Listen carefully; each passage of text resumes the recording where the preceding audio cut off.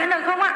Bởi vì là em đang bình luận nó trôi, em không thể mà chào riêng được ạ. Vì thế là cho em cháu Văn Nguyễn xin phép được là chào chung cả nhà mình yêu một lần ạ. Chúc cả nhà yêu có một đêm nghe nhạc tại livestream của em Văn Nguyễn thật là vui vẻ hạnh phúc ạ. Mời cả nhà du hành trên Facebook nhá. Một lần trong đời ai cũng say khờ, tình đầu ai cũng bao nhiêu mộng mơ. Khi xa là nhớ mong chờ mãi môi tình thơ, nhưng đâu hay giấc mộng sẽ bao vội tan. Tình đẹp mau tan, ai đó sẽ phù phàng. Một người này đã sang ngang đời giang, yêu nhau đậm sâu nhưng giờ ai vẫn còn đâu, chỉ còn lại mình ta hơi bao giờ nhớ. Vì sao người cách xa còn đây mỗi mình ta, gió đông lạnh lùng hơn xưa mình ta đứng trong mưa. Lệ rơi khóe mắt tuôn trào, một cuộc tình đã xa còn lại một mình ta lang thang vô bóng chỉ riêng mình ta. Vì sao lòng mãi đau, vì ta chẳng còn nhau, chốn xa người hay nhớ hạnh phúc với ai kia. Lòng sáng giờ đây xa lạnh, tìm về hạnh phúc xưa, giờ này người còn nhớ hay đã quên rồi. Chào yêu, hỗ trợ chị ạ. Anh chào, anh Quyền yêu, hello anh Hưng Ngô, chị Khánh yêu em cảm ơn. Bà Giang Nguyễn mặc đẹp quá, cảm ơn con rất là nhiều. Con ơi con thả tăng lực đi, còn chuối để cho các chú thả nha con nhá. Tình đẹp mau tan, ai đó rất phù phàng. Một người này đã sang ngang đời giang, yêu nhau đậm sâu nhưng giờ ai vẫn còn đâu, chỉ còn lại mình ta với bao giờ gỡ. Vì sao người cách xa còn đây mỗi mình ta, gió đông lạnh lùng hơn xưa mình ta đứng trong mưa. Lệ rơi khóe mắt tuôn trào, một cuộc tình đã xa còn lại một mình ta lang thang vô bóng chỉ riêng mình ta. Vì sao lòng mãi đau, vì ta chẳng còn nhau, chốn xa người hay nhớ hạnh phúc với ai kia. Lòng sáng giờ đây xa lạnh, tìm về hạnh phúc xưa, giờ này người còn nhớ hay đã quên rồi. Vì sao người cách xa còn đây mỗi mình, còn lại một mình ta lang thang vô bóng chỉ riêng mình ta. Vì sao lòng mãi đau, vì ta chẳng còn nhau, chốn xa người hay nhớ hạnh phúc với ai kia. Lòng sáng giờ đây xa lạnh, tìm về hạnh phúc xưa, giờ này người còn nhớ hay đã quên rồi. Giờ này người còn nhớ hay đã quên rồi. Yêu, chị Toàn Hoàng yêu, anh Quân Đình, chuối còn một quả chuối thả lốt à? Anh Phạm Tuấn em xin chào. Em cảm ơn cả nhà yêu rất là nhiều. Buổi sắm TV trên Tiki nè, lên đến lửa đi. Cảm ơn anh chị yêu đã có những lượt chia sẻ đầu tiên dành tặng cho em Giang ạ. Cảm ơn cả nhà yêu rất là nhiều. Anh Tuấn Đẹp em cảm ơn. Một lần nữa em nói cảm ơn anh chị yêu rất là nhiều. Anh chị yêu đến với livestream của em Giang Nguyễn, anh chị yêu thấy vui và quý em Giang. Anh chị yêu có thể dành những lượt chia sẻ để tặng cho em Giang được không ạ? Anh chị yêu hãy chia sẻ để mời bạn của mình cùng vào đây để thả hoa thả tim cho cùng vui được không ạ? Cả nhà mình yêu cùng đánh bóng du hành trên Facebook nhá. Ca khúc đầu tiên là ca khúc du hành trên Facebook, và bây giờ tiếp theo sẽ là những ca khúc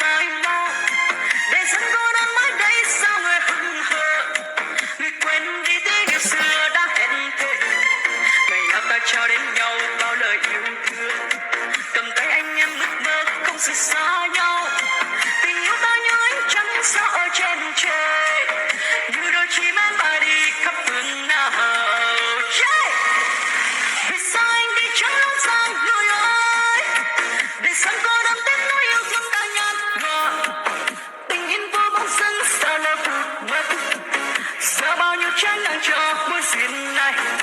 Vì sao anh đi chẳng nói em người ơi, làm sao em quên những thứ năm ta đã mặn lòng.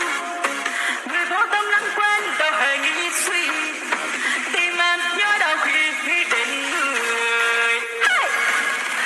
Vì sao anh đi chẳng nói em người ơi, làm sao anh quên những thứ năm ta đã mặn lòng. Người vô tâm lãng quên đâu hề nghĩ suy, tim em nhớ đau khi nghĩ đến người. Hey! Đâu ở đâu, tim Giang đâu ở đâu vậy ơi? Chú ấy mạnh lên được không ạ? 385 tình yêu đã hết rồi. Anh Nhung theo em xin chào. Anh Quyền ơi, anh Quyền giúp em có thể nhắc nick Facebook Giang Nguyễn Thảo được không ạ? Tim đau ở đâu? Tình yêu có thấy đang đau tim không? Xin chào, mình là Thu. Một lần nữa em cảm ơn cả nhà yêu rất là nhiều. Các bệnh nhân sẽ tìm đến phương pháp Đau nhuộm tim tóc lắm hoặc luôn là á. thuốc với phương pháp Hôm nay đau nhuộm tóc tim kinh khủng là luôn á. Cho anh thả nhiều chuối được không? Cho anh khỏi đau tim được không? Chị Thân Hằng em cảm ơn chị rất là nhiều. Anh lại nhớ nhiều hơn. Chào anh. trị tóc bạc ngay từ bên trong nhưng hiệu quả chậm, phải uống thời gian khá dài mới thấy hiệu quả. Hàng ngày rất nhiều khách đến hỏi mình có sản phẩm nào giúp chuyển tóc bạc sang tóc đen nhanh như thuốc nhuộm, nhưng phải đảm bảo an toàn hay không. Thì thời điểm trước đây thực sự thì chưa có phương pháp nào đáp ứng được yêu cầu đó.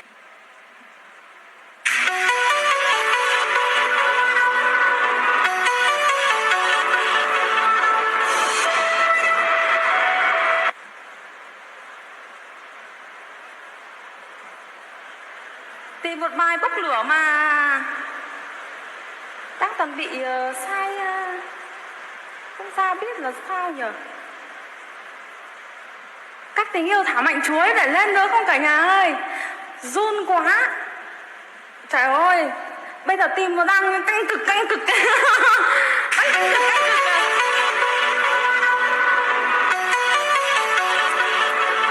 Cô đơn mình em xin chào, chị Ngọc Anh, chị Ngọc Diệp em xin chào, anh Phạm Khanh em xin chào. Thôi thôi, chuối thôi thôi.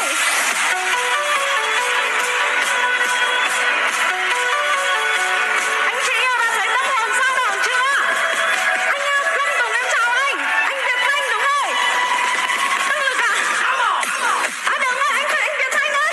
Mạnh tăng lực hơn giúp em.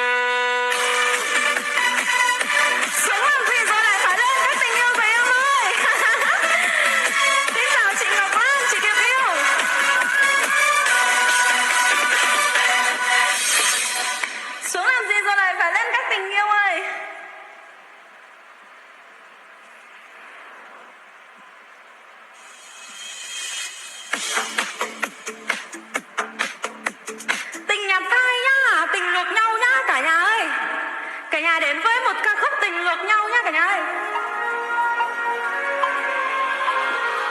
Chị Hằng yêu cảm ơn. Chị Triệu Hòa em xin chào. Một lần nữa em dâng lên cảm ơn chung cảnh mình yêu rất là nhiều.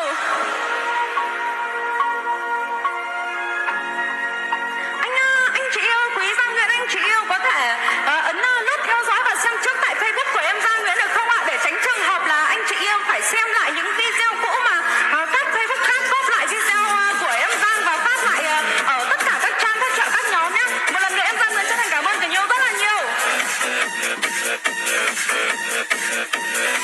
Chị Điệp em cảm ơn. Anh Văn Chiến em cảm ơn. Chiều buồn như nắng, biển vắng mênh mông lang thang mình ta, mây trên cao bay khuất trên trời và theo gió cuốn trôi đi bao nhiêu mộng mơ. Ngày nào tình cờ mình quen nhau và đến bên nhau vui quên thời gian, quên đi bao âu lo buồn đau với cái sống lạc loài. Anh ơi em như con thuyền kia mãi lênh đênh trôi theo sông nước ngoài khơi, trôi đi bao niềm đau đớn vây kín trong lòng. Nếu đã có những lúc anh biết rằng dù đã ra đi nơi phương trời xa, anh yêu em từng ngày nhớ anh trong trái tim rằng luôn mong anh mau về đời. Sai. Cái gì hả chị? Không cần đâu chị ạ. Chống yêu Nguyễn Hoàng Tú. Anh ạ, Bùi Đăng Tâm cảm ơn nhá. Anh Dương Vũ em cảm ơn, anh trai Xuân Lại Trần em cảm ơn, chị Toàn Hoàng em cảm ơn rất là nhiều. Anh Quân Nguyễn em xin chào, một lần nữa em Giang cảm ơn Nhung và Nhung rất là nhiều ạ. Cái gì hả chị?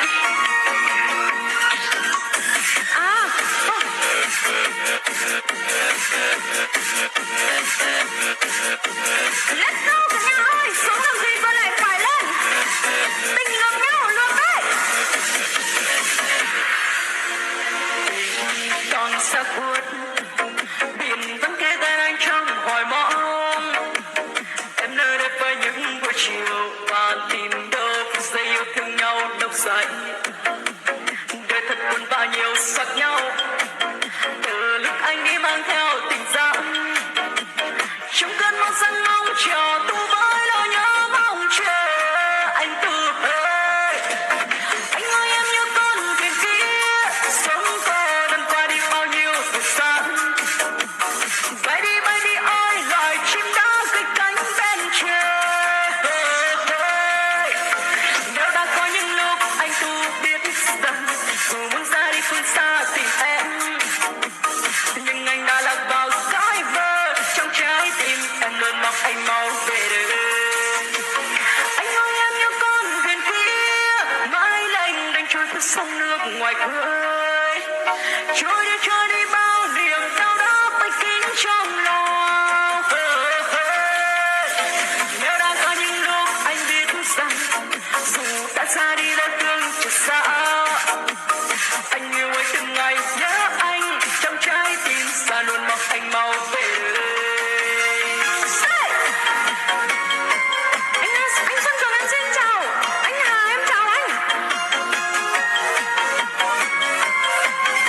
Anh Hà Diễn em chào anh. Tôi đã rồi. Xuống làm gì rồi lại phải lên.